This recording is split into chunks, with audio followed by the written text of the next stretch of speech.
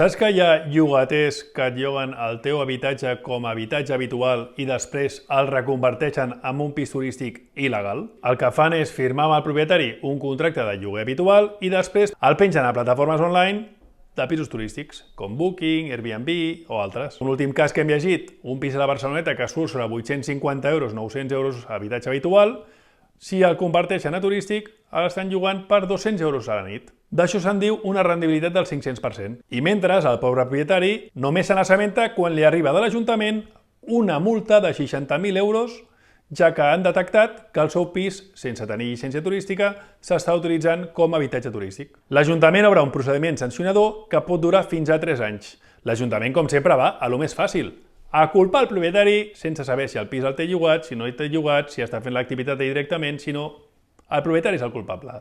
Això genera una indefensió per part del propietari i té 3 anys de pleits, advocats, nervis, etc. Per què? Perquè un llogater s'ha tornat pirata.